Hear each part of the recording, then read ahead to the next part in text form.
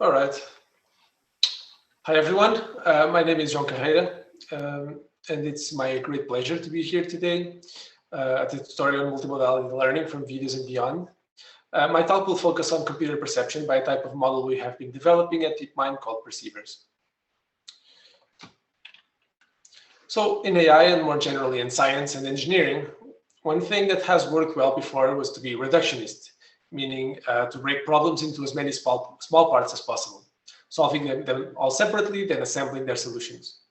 This philosophy was already present in the famous Summer Vision project that kickstarted computer vision back in 1966, when people at MIT thought vision was a few summer internships away. The plan was to break vision into multiple subproblems so that the various interns could solve all of them independently. This happened to AI as a whole, as it kind of split along into areas like perception, planning, control, etc. And to perception, which split into vision, audio, touch, etc. as well. And many of these have now multiple dedicated conferences like ICCV here.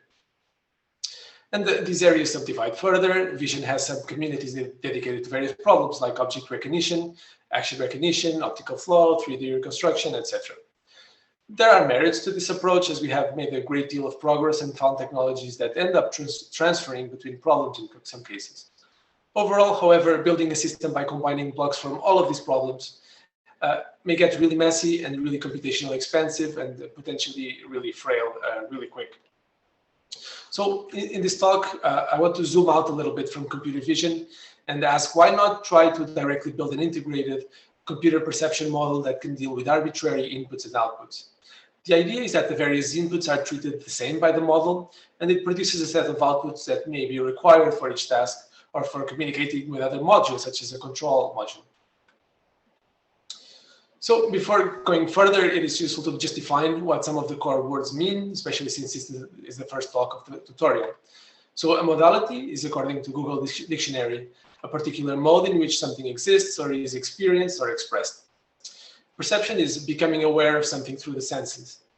Typically, when talking about perception, I think of recovering some underlying ground truth state of the world that is manifested in many different ways through different modalities. If we had access to a sufficiently rich modality, we wouldn't need multimodality, but all modalities we have access to right now are noisy in different ways. So the type of modalities we are often interested in include actual ones such as vision, smell, hearing, proprioception, which is the ability to know where body parts are and their attitude relative to the gravity direction. And also digital ones that humans do not sense directly. Somehow computer perception can be more general than human perception, as we can connect arbitrary man-made sensors to computers, whereas for human perception, we must channel any new information through our existing senses, typically vision, our highest bandwidth sense. So computers can directly perceive modalities like text, whereas humans must read them through their eyes. So computers can perceive text really fast. Computers can also perceive genetic code. We now have great sequencing machinery, protein chains, etc., from minuscule scales to universal type scales, like really large scales. So besides regular inputs, perception systems may also need control type input modalities, such as an initial segmentation map for a first frame for tracking regions in video, like in the Davis challenge, or it can be questions for controlling the outputs for a visual question answering system. So then on the output side, so there may be output modalities like boxes, regions, or dense flow maps, possibly 3D shapes, quite often for classification tasks, labels, text, and you can imagine maybe for a more advanced perceptual system that connects with AI, maybe the output will be just features. So if you have any questions, just feel free to post them in the chat or ask directly. Yeah, okay, I'll continue. So I thought I would first review some architectures from this reductionism point of view. One example is in combining audio plus images. So often what people do is they start with a good image or video architecture, and they process the video using that, and they use a separate model for the audio. And then there's always some engineering trying to connect the various modalities. That can get quite complex. So two examples here are the system from Fayek and Kumar, and also some work from DeepMind, from Aranjelovic and Andrew Zisserman. So typically using late fusion in various different ways. So also some publicity to one system we did that also combined the audio encoder and the separate video encoder.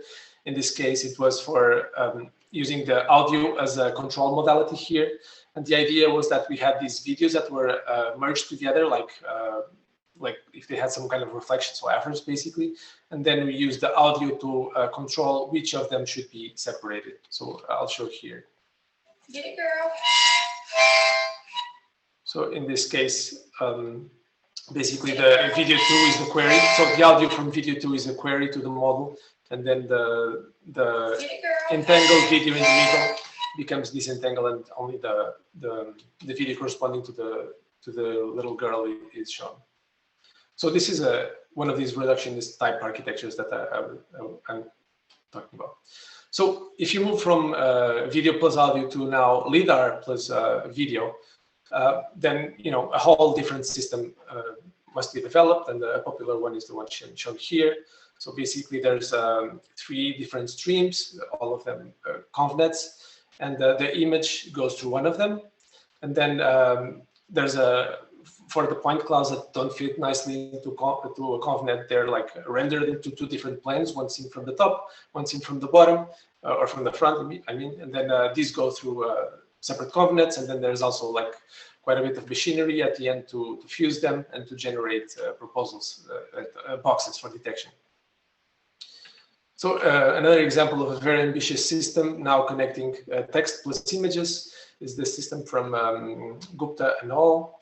So here the 2 input modalities are vision and language. And so the language goes through a BERT system, and the vision goes through a convnet. And they're merged together through quite sophisticated machinery. And also there's like quite a few modules to get the outputs out. So to get the text and the boxes out. While this is a very ambitious system, it's also quite complex, and it shows the difference between so the amount of work that must be done to switch between different tasks and different modalities. So another example of a system that we built at DeepMind connecting text and images that I was involved in was about learning and supervised word translation from videos, in this case instructional videos from YouTube. So the idea was that we had, say, videos in French and videos in English, and they came with narration, so we know what people were describing in those videos. And the goal was to learn, so these videos would be totally unpaired. So there's videos in French and videos in English.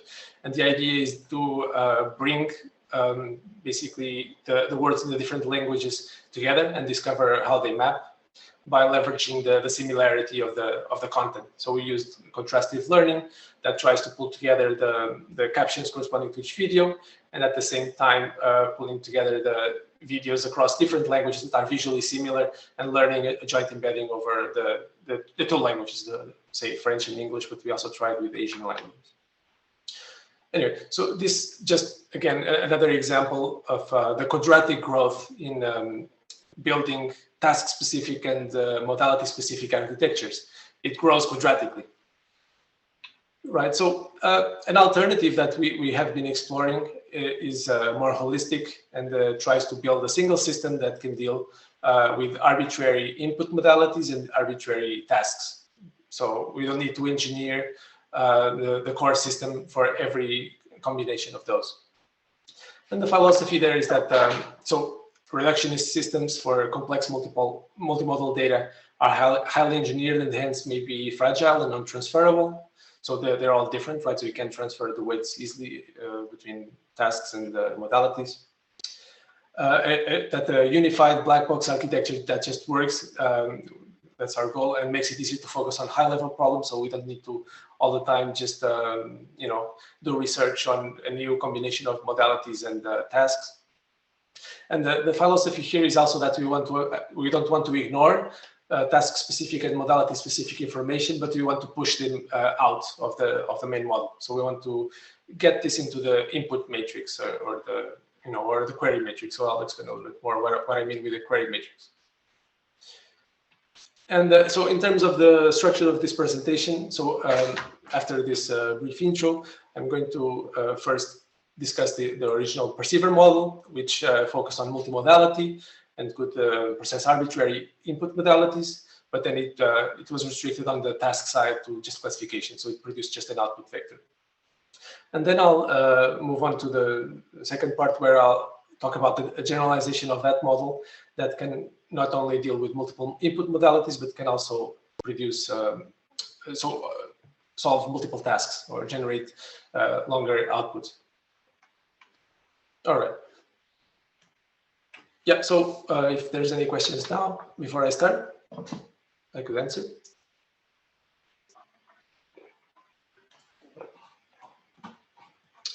All right, if not, I'll just continue.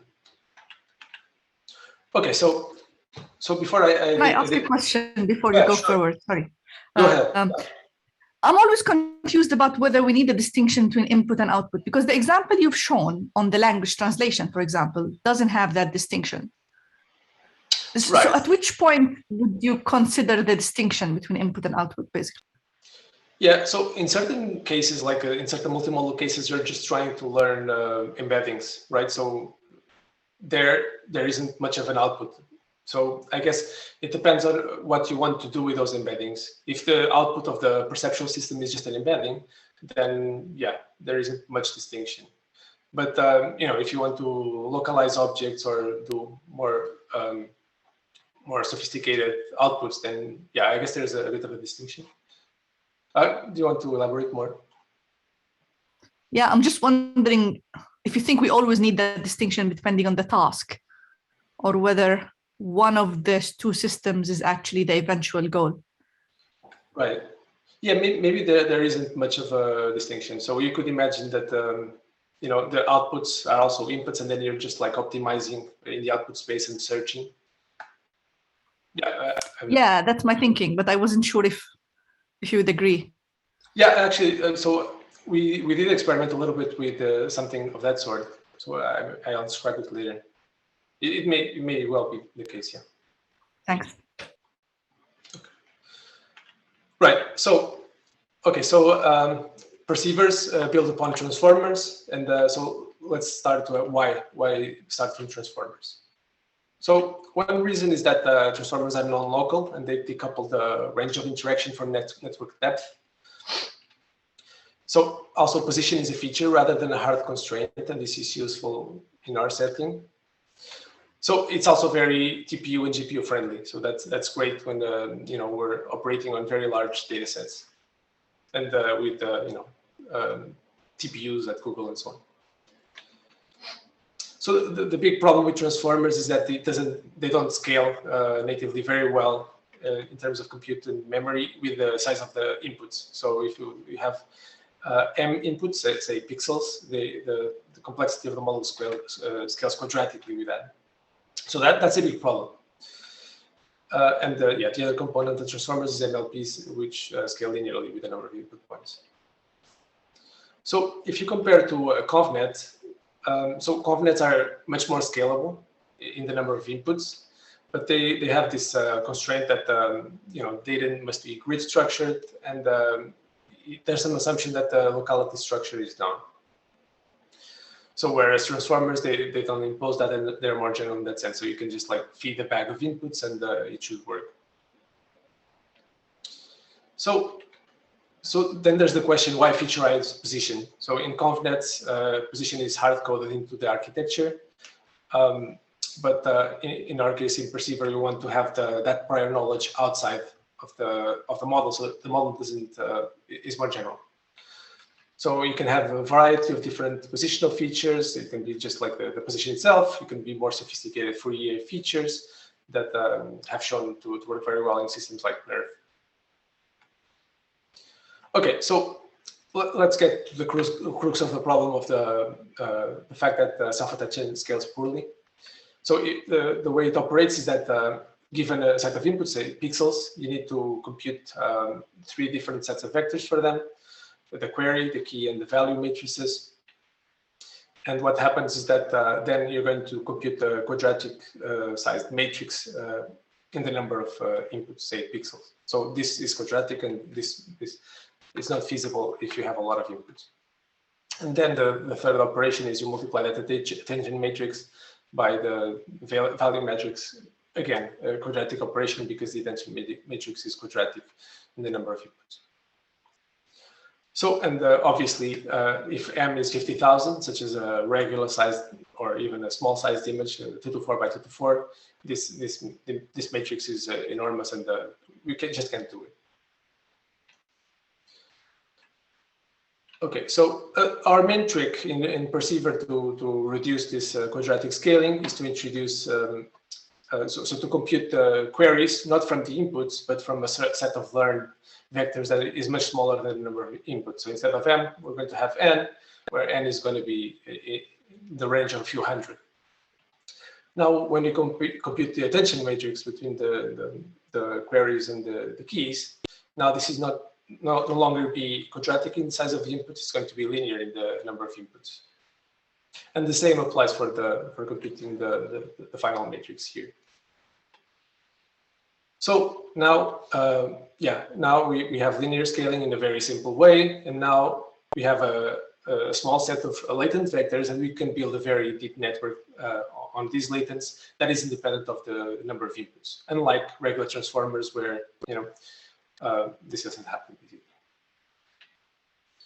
And in more detail, so what we have is this latent array that is initialized randomly, and it's learned a little bit like a RNN initial state. And we have what we call here the byte array, which is like the input array, like say pixels converted into a big matrix. Then we do cross attention between those inputs and the latent array. Now we get the latent array sized new set of vectors. And now we build a deep transformer there, which is independent of the number of inputs. So we can have very deep networks there. So in the original Perceiver paper, we iterated on this. So we would have the model reattend to the inputs in case it couldn't compress them all in a single cross-attend. So basically, in a second cross-attend, you could, informed by your current latent array, re-inspect the inputs and attend to the areas that are most important. This is also like a very natural way to operate in time. So you just iterate cross-attending to new frames and so on. Yeah, and we did weight sharing between these groups, a bit like an RNN.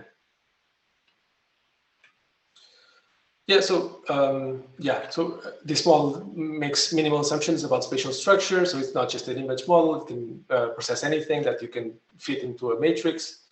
And importantly, we still do use spatial information, but we feed that as positional encodings on the input, so that it's totally outside of a model itself. And this is kind of how these positional embeddings we use look like in NERF and so on. So we have like all these frequencies, and we use many bands, so relatively large positional encodings for image that, for example, around like 100 or 200 dimensions that get concatenated to the RGB values. Yeah, so we found that concatenation typically works a little better than projecting and adding. So comparing this to VIT, so the transformer part itself is the same, it's just a regular transformer. But so it's the front end that changes quite a bit. So VIT uses patches, which is super efficient, but it's specific to modalities like vision, where there's a strong locality there. So it may not be great for, and we try this for point clouds, proprioception, and maybe other modalities like touch, or if you have if you're combining modalities, you can't have patches straddling multiple modalities and so on. So you need to be careful with all that. Okay, so we're not the first to use cross-attention in vision. There's other systems like Better that also did make use of cross-attention, although on top of typically a CNN. Also other papers like slot attention that also have a CNN, and then they do cross-attention on top of that. And there's many other papers also using cross-attention. So I guess our main novelty is just doing it without that confidence at the beginning, so directly from arbitrary inputs, and the focus on multimodality.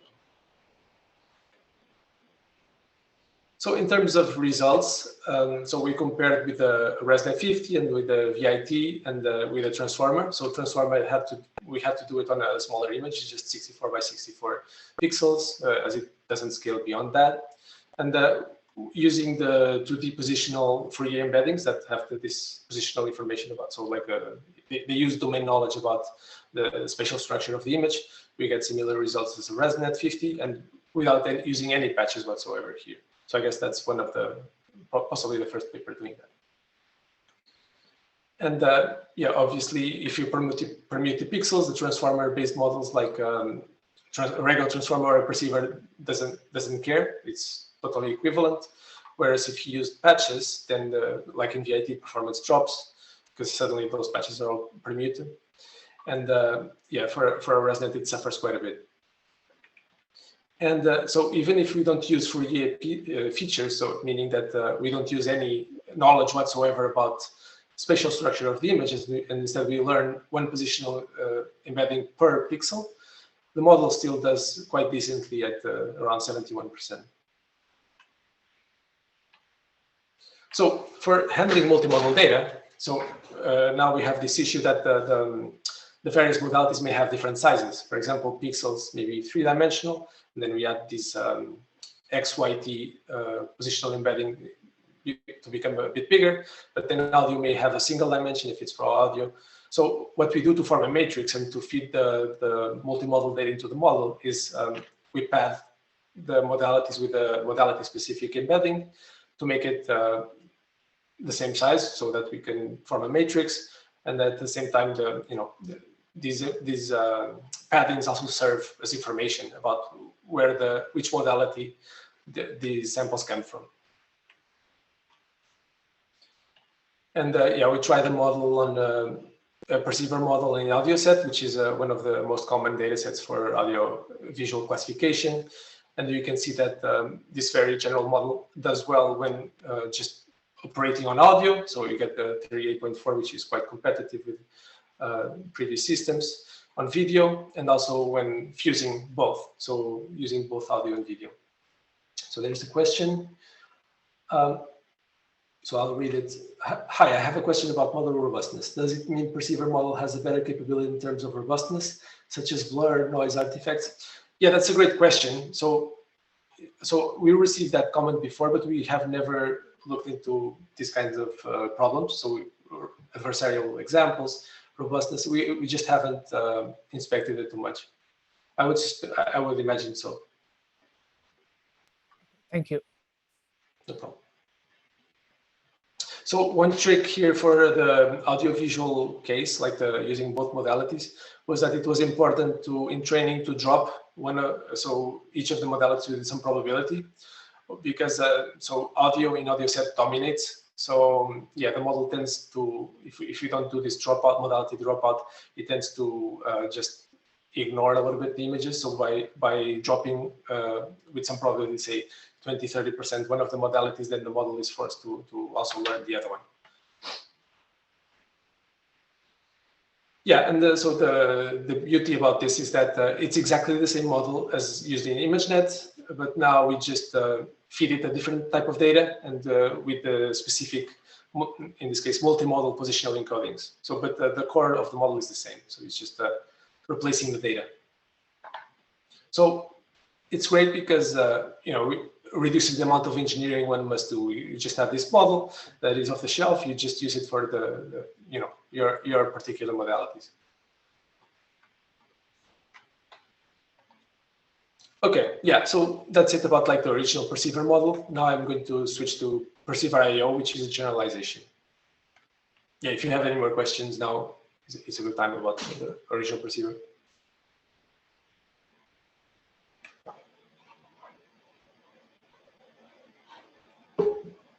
Okay, I think I'll continue. All right, so just revisiting from 5 minutes ago, the basic perceiver architecture now with a more fancy diagram.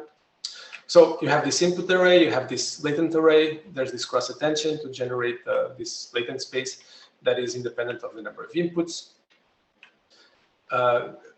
Set here. And now we have this processing part. So this initial phase, we call it the encoding phase. And now there's this processing phase, which is many self-attention layers. And then in the original perceiver, we were just considering classification. So what we would do is average the latents and then use a linear layer on top to get scores for various classes. Now for the perceiver I/O architecture, where we want to generalize to many different tasks that may have dense outputs, what we do is we introduce now an output query array, which is supposed to specify, say, positions or tasks, and such that the model creates the appropriate outputs, basically.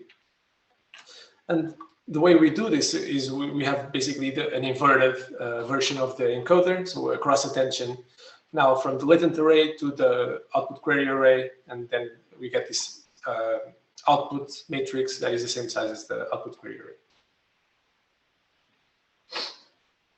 So the advantage of this is that now encode scales linearly, decode also scales linearly. So we scale linearly with a number of outputs. So we can generate, say, image size or video size outputs because of this scaling property. And now we can go beyond classification and do things like auto-encoding, mask modeling, etc. So on. So just to give an example of how this works in the case of image auto-encoding. So let's say you have this image of a dog and you want to reconstruct it. So what we do is we have this set of queries that specify a position, and we feed these queries to the decoder. And now we're going to reconstruct pixel by pixel, like this, and we can do this all in parallel. So in the end, we get this nice output matrix. So to construct queries, there is a bit of an art for different tasks and different input modalities. So for multimodal auto-encoding, one experiment we did was in kinetics have videos, have the corresponding audio, and have the labels, and we featureize all of them. So this connects a bit with the first question we had in this talk about is there a difference between inputs and outputs? So in this case, what we did, we put together inputs and outputs into a single big matrix. And now afterwards, what we did was to do masked auto-encoding on that. So we masked certain parts and trained the model to predict those mask positions. So we also experimented with this model on masked language modeling. In this case, yeah, it's just a positional feature. For multitask classification, there what we use is we have an embedding per task. So to specify which task it is, so you can have, say, sentiment analysis and whatnot. Each has a different task embedding, and we query it with the appropriate task embedding, and now you get the appropriate output out. And for optical flow, so what we do is we use as queries not just the XY position, but also the input features, so the RGB values for every pixel. And yeah, so in terms of results of this model, it's a simple extension of the previous one. We also simplified a little bit the architecture for this paper, for this perceiver I/O paper. So we remove the iteration. So we just do a single iteration. And for the tasks we tried, this didn't hurt much. So because basically it seems like we can compress all of the inputs into the latent space in a single iteration. We did a few more little tweaks. And yeah, in terms of results, we got similar results, slightly better than the original paper. And we also experimented with conv max per processing instead of directly on pixels, and this tends to improve a little bit. So one interesting thing is to look at the attention maps to the inputs, especially with different positional embeddings. So for example, if you use Fourier position features, you can see that the attention maps are quite localized after the softmax. So this is showing different latent vectors. So we typically have like 1,000. You can see that they're looking at different pieces of the image, basically. So looking at the fully learned features, so without the positional encodings, the Fourier ones, it looks quite different, and it looks a bit slightly more noisy. So it's not as localized. So in a sense, the model needs to do a bit more work to learn these extra positional embeddings that are learned. And yeah, this is the case using conv plus maximum preprocessing. So it's a bit lower resolution, so it's a bit easier for the model to learn. Of course, these are, it's a single cross attempt, so they're quite low level. So it's not like a feedback. There's no feedback loop in selecting where to attend. It's a predefined strategy in a sense. Okay, so showing off the generality of the model, we tried also optical flow, which is one of these tasks that is classic in computer vision, and there's a lot of highly engineered solutions to it. So for those that don't know, it's about getting the correspondences between one frame and another. And so there isn't large-scale realistic training data, and our model does need quite a bit of data. So what we did was to use AutoFlow that has lots of synthetic data. So we trained on these synthetic scenes from AutoFlow, and then we transferred to slightly more realistic ones like Sintel, or to fully realistic ones from Kit. Okay, so the previous state-of-the-art is Raft, which is highly engineered and has lots of tricks that are great for optical flow, like correlation volumes, these iterative update blocks, custom upsampling operator. Yeah, and compared to that, Perceiver.io doesn't have any of those customizations. It has very weak inductive biases. We thought it would overfit a lot. But in fact, it just works. So we trained the model, and it just works. What we did was the inputs we concatenated 2 frames, and then we extract 3 by 3 by 2 patches for each pixel, although it's not critical. If you just take individual concatenated pixels, it still works, but like this, it works a little better. And then we pass it through this Perceiver.io model. So we query for each particular pixel using position and the RGB values, and we get out this 2-dimensional output flow. So in terms of results on the Sintel clean version, we get the state-of-the-art error. So we get 1.81, that is lower than Raft and PwCnet. Also for Sintel final, we also get better than state-of-the-art results, whereas for KT, it's a bit worse, but still better than PwCnet, which is a pretty good system in itself. So yeah, so that was quite interesting for it. Oh, sorry. Yeah, we thought that a very general model won't do as well as a very tailored model, but it's not really the case.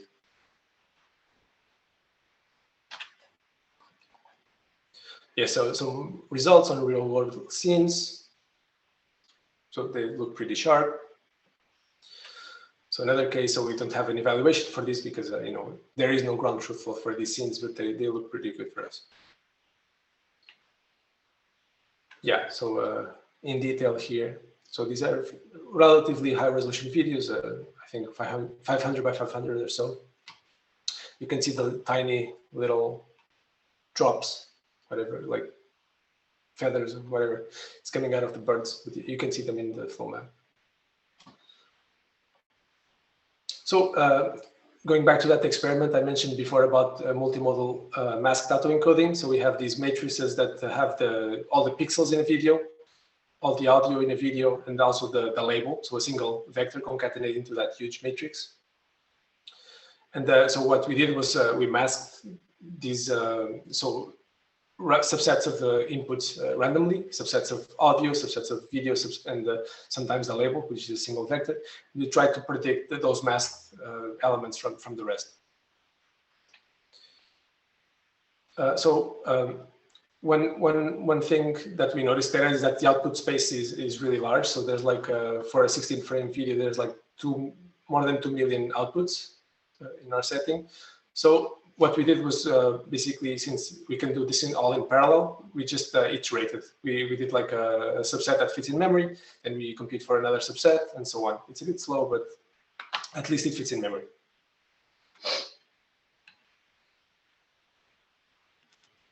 yeah, so what's that there? And yeah, then we evaluated this by looking at the PSNR and of the video, of the audio, and the accuracy and kinetics when trained in this unsupervised fashion.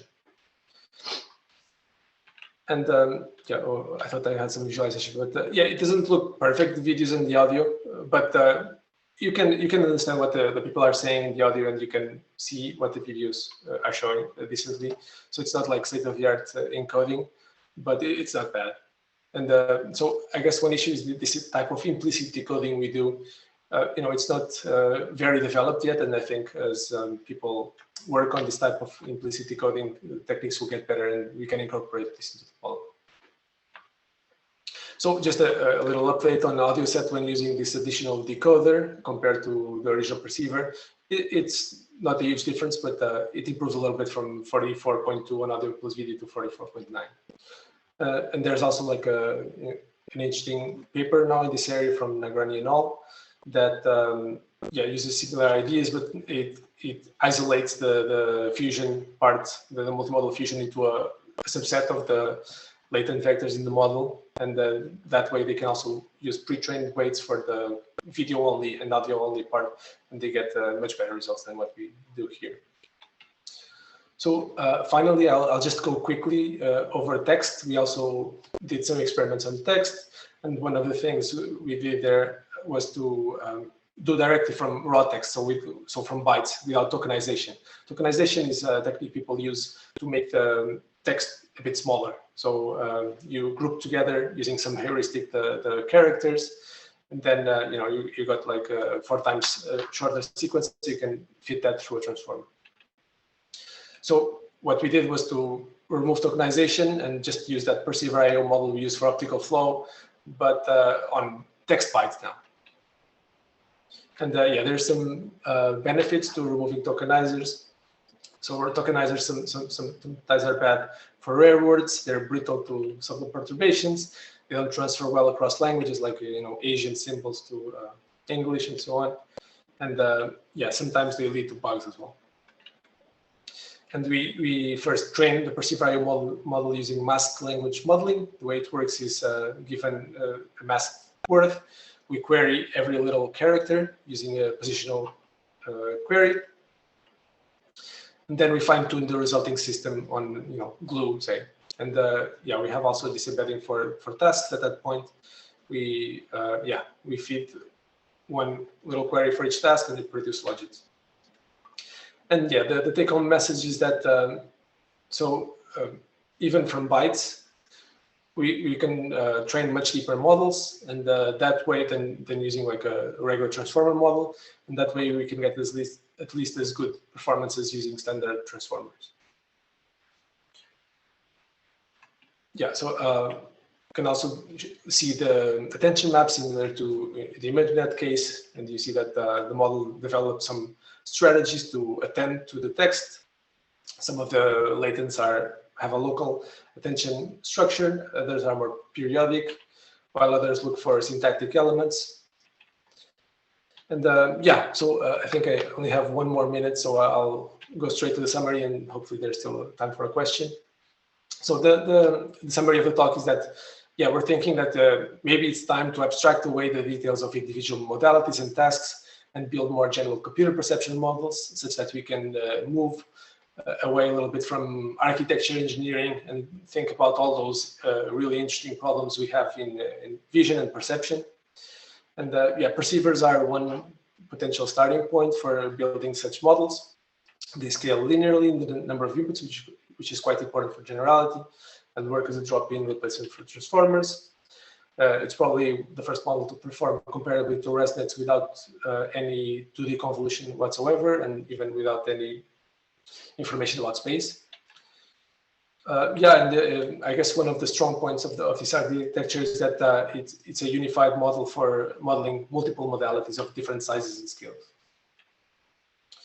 And while it's very general, it's not that bad either in terms of performance. So it does well on optical flow, image classification, already masked language modeling, multimodal classification. We also have results on point cloud classification, etc. And yeah, that's it for me. I guess I still have maybe 30 seconds or so for questions, if if anyone wants to ask one. Thanks. Yep. Thank you for the great talk. Yeah, we can have like 2 or 3 questions. Okay. Yeah, maybe I can go first. So I have one question. It seemed to me that the encoder and the process part of the perceiver is like a fix for most tasks. So like a standard transformer, like self-attention operation, but the decode part needs to be handled like case by case, right? So for example, the dense prediction task optical flow, how does the resolution change? I mean, Raft has to downsample the image like 8 times and then upsample 8 times to get the final output. How does like perceiver work with this like full resolution output? So if the resolution changes, we don't still have a good solution for that. What we do is we just take crops and then stitch them together, which isn't very elegant. Okay. But yeah, we're thinking about how to basically train on one resolution and then evaluate on a different resolution. But it will require some tricks that we're exploring still. I see. Okay, thank you. Yeah, thank you.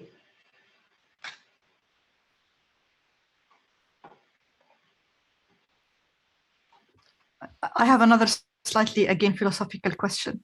Sure. Which is, this way we are kind of doing what we used to call early fusion, right? So, so we put the modalities all in one go, and we expect the model to learn from them.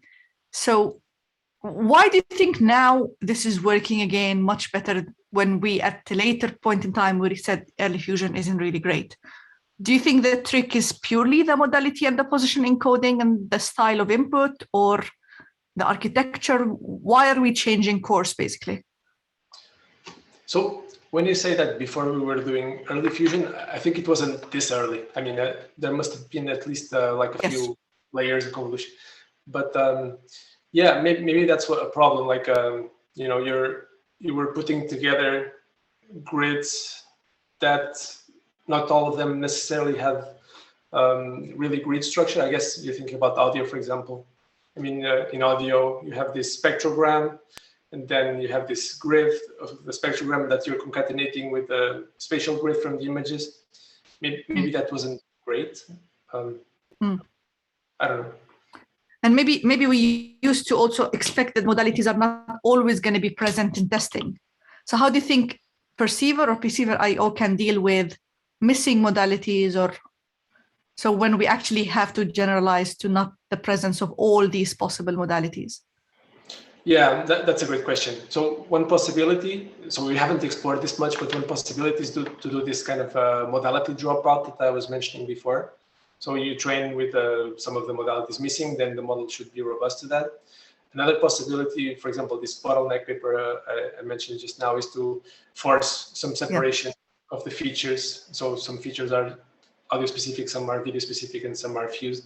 So that's another possibility. And finally, in the lack of other questions, do you still think that using this approach, the stronger modality is going to kill the other modalities? Because that was one of the main problems we always had with multiple modalities, right? That one is more discriminative, but I don't know how you think the perceiver deals with the strength of modalities. Yeah, I don't think it deals great. So we had to do this external trick to make it not kill the video, say. So yeah, maybe it's that's not an architecture problem. Maybe it's like a curriculum problem, perhaps. But maybe it's also, I don't know. Thanks for